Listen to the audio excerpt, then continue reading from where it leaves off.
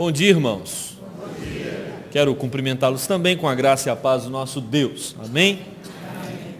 Quero expressar minha alegria pelo convite que foi feito, pelo reverendo Leonardo, pelo conselho da igreja, para estar somando ao reverendo Felipe, ao reverendo Leonardo, para o pastorado de 2013, e dizer também que meu coração está apertado. Saí da minha cidade, Anápolis, cidade maravilhosa. Vocês não conhecem o Parque Ipiranga que tem lá, né? Maravilha. Mas é verdade, meu coração está... Minha família é de lá, minha igreja, estou há 11 anos na igreja, e uma coisa que me marcou muito foi uma pré-adolescente de 11 anos, que virou para a mãe e disse: mãe, como a gente vai fazer agora? O que é ter outro pastor? Como ter outro pastor? Ela não sabe o que é ter outro pastor, porque eu estou há esse tempo na igreja. Então não é muito fácil sair assim, né? Esse tempo todo amando e me relacionando com aqueles irmãos, mas estou certo e tranquilo de que essa é a vontade de Deus, o Deus daquela igreja, o Deus dessa igreja, e assim como servi lá, quero continuar servindo alegremente ao Senhor aqui, juntamente com os meus colegas e com os amados irmãos. Livro de Tiago, capítulo 3, quero convidar a igreja para se colocar de pé. Vamos ler de maneira responsiva esse texto da palavra do nosso Deus. Tiago, capítulo 3, do verso 13 ao 18, leitura responsiva.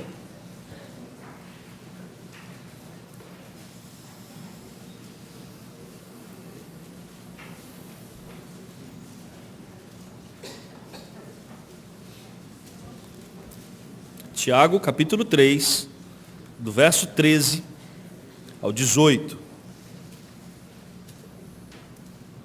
Assim diz a palavra do Senhor: quem entre vós é sábio e inteligente, mostrem mansidão de sabedoria mediante com digno proceder as suas obras. Se pelo contrário, tendes em vosso coração inveja amargurada, sentimento faccioso, nem vos glorieis disso, nem mintais contra a verdade. Esta não é a sabedoria que desce lá do alto, antes é terrena, animal e demoníaca. Pois onde há inveja e sentimento faccioso, aí há confusão e toda espécie de coisas ruins. A sabedoria, porém, lá do alto é, primeiramente, pura, depois pacífica, indulgente, tratável, plena de misericórdia e de bons frutos, imparcial, sem fingimento. Ora, é em paz que se semeia o fruto da justiça para os que promovem a paz. Amém, oremos. Querido Deus, fala ao nosso coração mais uma vez, que esta palavra possa nortear, direcionar os nossos passos, o nosso caminho. Oramos assim no nome de Jesus. Amém. Podemos assentar. Quando pensamos na palavra sabedoria, talvez um nome que vem na nossa mente é Salomão, homem de sabedoria. Quando orou a Deus, pediu a Deus para que o desse a sabedoria para governar. Ou então vem a sabedoria popular. E quando eu falo de sabedoria popular, você pensou em alguma delas. Na minha mente veio: quem conversa demais, dá bom dia a cavalo. Ou você pensou em algum filósofo, né? Os filósofos viveram tentando ensinar, descobrir, direcionar os pensamentos para compreender o significado da vida. Confúcio, por exemplo, ele disse: escolha um trabalho que você gosta de fazer e você nunca vai trabalhar na vida. Profundo. Aristóteles, olha o que ele disse: o sábio nunca diz tudo o que pensa, mas pensa sempre tudo o que diz. Platão: você pode descobrir mais sobre uma pessoa em 1 hora de brincadeira do que em 1 ano de conversa. Por isso, gente, fiquem atentos na hora das brincadeiras. Mas eu quero falar hoje de 2 tipos de sabedoria, que é o que Tiago vem nos apresentar nesse texto. Ele vem falar de 2 sabedorias que estão de lados opostos. E quando nós pensamos nessas 2 sabedorias, elas não só estão de lados opostos, mas elas se confrontam. Tiago, antes de tratar a respeito da sabedoria, ele fala da língua, do perigo, daquilo que nós falamos, da maneira que nós expressamos, de como nós nos comunicamos. E claro que a boca fala aquilo que o coração está cheio, então a nossa boca nada mais é do que um instrumento usado para expressar todo o conteúdo de vida que nós temos. Mas antes de falar a respeito de sabedoria, que na verdade é expressa por meio da boca, eu quero fazer uma diferença entre inteligência e sabedoria. Tem muita gente inteligente, mas inteligência não significa necessariamente sabedoria. O indivíduo inteligente é aquele que consegue armazenar muita informação por meio da pesquisa, da investigação. Algumas pessoas conseguem armazenar isso com mais facilidade, por isso nós as denominamos de mais inteligentes, né? Pessoas que conseguem armazenar com uma habilidade maior ou com mais facilidade. Sabedoria é o indivíduo que aplica a inteligência na resolução de problemas do cotidiano, ou até mais. Como alguns definem, sabedoria é um termo que vem de saber tem a mesma raiz de sabor. Sábio é aquele que consegue saborear a vida. Sábio é aquele que consegue tirar o máximo da vida, tirar o máximo de prazer. E os filósofos, eles tentam isso. E eles vão tentar dar pelo menos dois caminhos para nós. Um caminho é o caminho dos epicureus. Eles vão dizer para nós, os estoicos vão dizer, olhe para dentro de si. E quanto mais você olhar para dentro de si, você vai encontrar a paz. Isso está em moda hoje, não está? Mas tem muita gente se assombrando quando olha para dentro de si. E saindo correndo de medo, de terror. Outros vão dizer, não, você não tem que olhar para si para encontrar a paz. Os epicureus vão dizer, não, você tem que ir atrás das distrações, do entretenimento, tenha uma vida badalada, que aí sim você vai encontrar o verdadeiro sentido, o prazer, a felicidade da vida. E não é isso que os nossos jovens estão fazendo nessa geração, e sempre fizeram isso? Em busca da vida, da vitalidade, do prazer? Essa é uma outra forma de encontrar para os filósofos ou para a sociedade de hoje o significado da vida. E eu não quero falar de nenhuma dessas duas, mas eu quero falar de outras duas linhas de sabedoria que existem e que são opostas. Uma é a sabedoria do mundo, a outra é a sabedoria divina. E Tiago está falando exatamente sobre elas. E no versículo 14, no versículo 13, ele vai falar do cuidado que nós devemos ter. O texto exorta para que o cristão sábio esteja sempre atento, com o risco de ter um conhecimento desprovido da prática. Irmãos, não tem coisa pior do que alguém que quer nos instruir com palavras de sabedoria, mas que não vive aquilo. Aquele pai que fuma, que diz para o filho, filho, você não deve fumar, isso não faz bem. E o filho olha, pai, mas eu vi o senhor fazer isso a vida inteira. O pai que fala para o filho, filho, você nunca deve ser alguém que se embriague na vida, mas foi um pai que sempre se embriagou. Ou seja, fica uma comunicação frágil.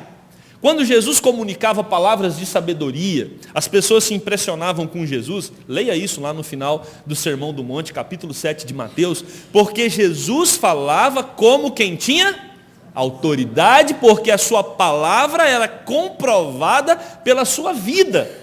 E é sobre isso que Tiago está falando. O sábio não é aquele que consegue armazenar instruções apenas, mas é aquele que coloca tais instruções em prática. E Tiago então faz um alerta no versículo 13. Olha, vocês precisam andar de acordo com aquilo que vocês professam. A ideia desse versículo é que o inteligente deve checar a sua sabedoria e averiguar se a mesma está entranhada de obras que resplandecem mansidão e humildade, que são marca daqueles que seguem o Senhor Jesus. O versículo 14 então inicia com uma expressão porém, ou por outro lado, ou ao contrário. A ideia é mostrar o lado tenebroso, perigoso, assustador e natural da sabedoria sem Deus, ou da sabedoria desprovida de Deus. Esta inteligência nasce com intenções pecaminosas. Quando Deus não está direcionando a nossa vida, quando Deus não é o autor da nossa sabedoria, a sabedoria que nasce, que brota no nosso coração, é uma sabedoria contaminada, é uma sabedoria estragada, é uma sabedoria perigosa. Porque o nosso coração é um coração marcado por inveja amargurada, por sentimento de divisão, e isso caminha contra a verdade de Deus. Meus queridos, a palavra do Senhor vai nos ensinar que o nosso coração é terra fértil para o pecado. Nosso coração é enganoso, e o termo enganoso é um termo que deve trazer à nossa memória alguma coisa que procura ao máximo parecer com aquilo que é legítimo, que é verdadeiro. Quando se alguém aqui já teve a oportunidade de pegar uma nota falsa, qual que é a intenção de alguém que fabrica uma nota falsa? É fazer com que aquilo pareça o máximo possível com o que é verdadeiro. E às vezes o nosso coração, ele produz sabedorias enganosas, sabedorias mentirosas, e ele produz de uma forma tão entranhada de engano que a gente pensa que é verdade. Precisamos ter cuidado, porque você pode estar usando de princípios, de inteligências, sabedorias, na sua vida familiar, na sua vida profissional, que você acredita piamente que é legítimo, que é verdadeiro, e que até vem de Deus, mas que na verdade são engano, e que provém do próprio coração caído. E Tiago está fazendo um alerta à igreja. Cuidado, porque tudo que provoca divisão, tudo que provoca ganância, tudo que aguça o pecado em nosso coração, não provém da sabedoria de Deus, porque a sabedoria de Deus produz um espírito amável. A sabedoria de Deus produz um espírito manso, humilde. Por outro lado, a sabedoria do mundo produz um espírito hostil, rancoroso e invejoso. Versículo 15, nós aprendemos que a sabedoria que ativa as obras da carne. Olha, irmãos, as expressões que Tiago usa nesse verso. A sabedoria que ativa as obras da carne, ela é terrena, ou seja, desse mundo contaminado.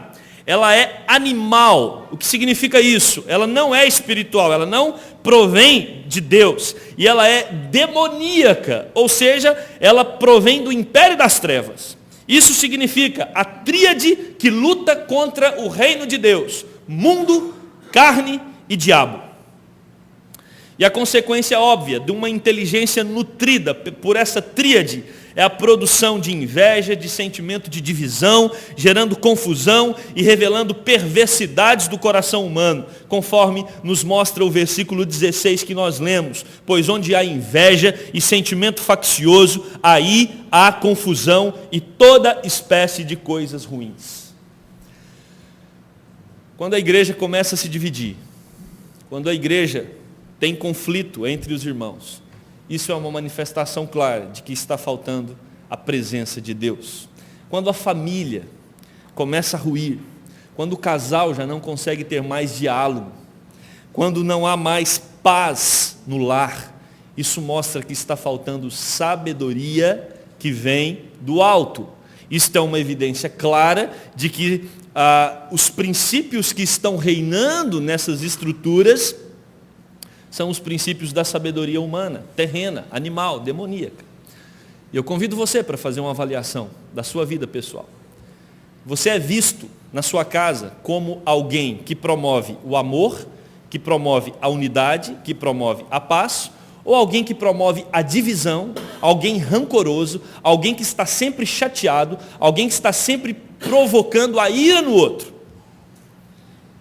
Se nós somos cheios da sabedoria do mundo, se nós somos ou estamos cheios da sabedoria terrena, isso é evidenciado nas nossas relações. Agora, aqueles que seguem a Jesus Cristo, aqueles que amam o Senhor, aqueles que participaram dessa mesa, precisam ser marcados, não por essa sabedoria que causa divisão, não por essa sabedoria que promove ganância, não por essa sabedoria que tenta sobrepor o outro, não por essa sabedoria que procura o sucesso a qualquer custo, não por essa sabedoria orgulhosa, soberba, mas muito pelo contrário, como nos informa o verso de número 17. Por outro lado, começa o versículo 17. A sabedoria lá do alto se refere à sabedoria da morada de Deus, que emana do trono do Senhor. Essa sim é a verdadeira sabedoria, que não pode ser produzida no coração caído, ela vem de Deus. Essa sabedoria não pode ser manipulada pelos interesses particulares. Aquela que não se rende aos caprichos e às chantagens dos poderosos. Essa sabedoria é a sabedoria que a igreja precisa ter, à medida que ela busca no Senhor. A sabedoria lá do alto, ela entra nessa esfera humana, através da palavra de Deus revelada aos seus santos profetas. Nós podemos ter acesso a essa sabedoria por meio das Sagradas Escrituras. A sabedoria lá do alto foi manifestada por meio de Jesus Cristo, por meio dos seus ensinamentos, por meio dos apóstolos. Nós temos acesso a essa sabedoria, tanto por meio da palavra, como por meio da oração. O comentarista Kistemacher, ele diz o seguinte: o crente que é verdadeiramente sábio, ele ora continuamente a Deus em nome de Jesus. E na oração, ele está em comunhão com a fonte de sabedoria, pois o próprio Deus lhe dará liberalmente a qualquer um que lhe pedir. Meus irmãos, Salomão recebeu sabedoria porque ele pediu a Deus. E eu sei que eu e você, nós tomamos inúmeras decisões diariamente. E nós precisamos apresentar diante de Deus as nossas decisões, para que Deus nos oriente, para que tenhamos condições de tomar decisões sábias, não aos olhos dos homens, mas aos olhos de Deus. Às vezes o mundo não vai entender, às vezes nem a sua família vai entender, mas nós precisamos rogar a Deus para que nos dê força. Nós precisamos clamar ao Espírito de Deus para que nos dê poder, capacidade, para tomarmos decisões que manifestem a sabedoria de Deus. Sabe por quê? Porque essas decisões vão promover o que o autor Tiago diz aqui. Vão promover, primeiro, pureza.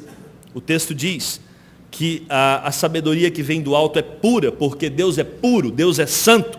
E outras facetas dessa pureza da sabedoria a sabedoria de Deus é pacífica. Você quer ter um casamento onde a paz reina? Esposa, busque a sabedoria de Deus.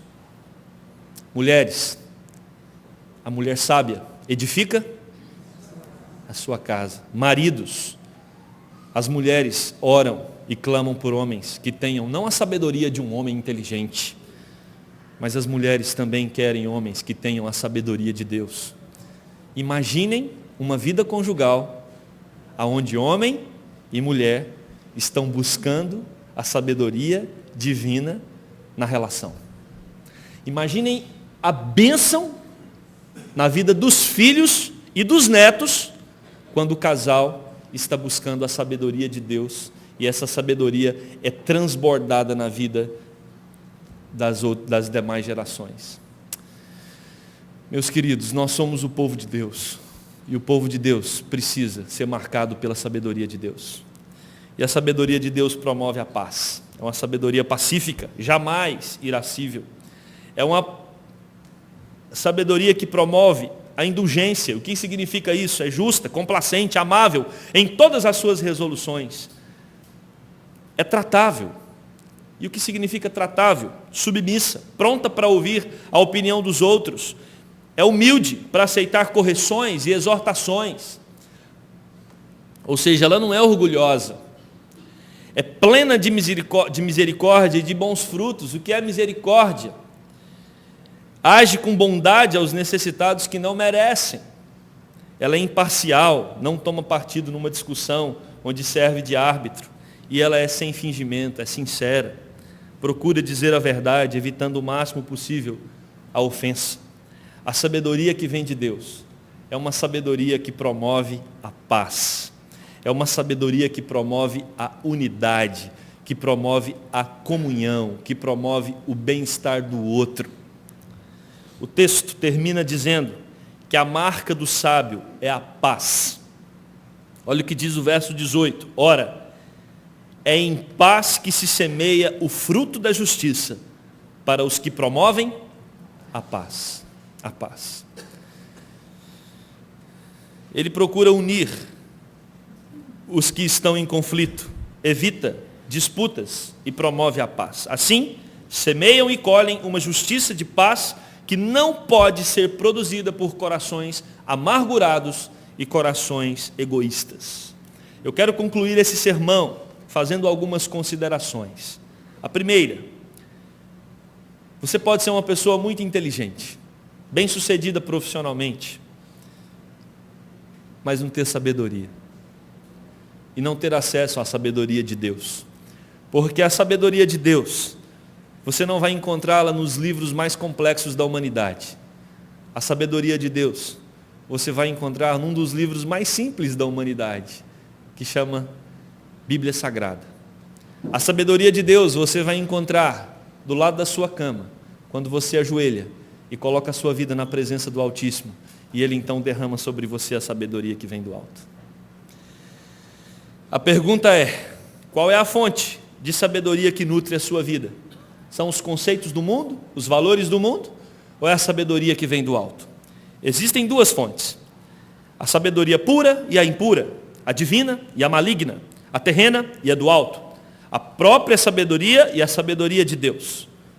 Somente aqueles que estão buscando em Deus terão a verdadeira sabedoria em seus corações. Blaise Pascal, ele diz o seguinte: a verdadeira sabedoria não se encontra dentro de nós, como afirma os estoicos. A verdadeira sabedoria não está fora de nós, como afirmam os epicureus. Mas a verdadeira sabedoria, ela está em Deus, seja dentro e seja fora de nós. Que você saia daqui hoje, nesta manhã, disposto a buscar Deus na sua vida, para que você consiga ter uma vida cheia de sabedoria, para que desta forma você consiga saborear o verdadeiro sentido de viver. E seu coração transborde de paz, de alegria e de felicidade no nosso Senhor. Amém? Que Deus os abençoe.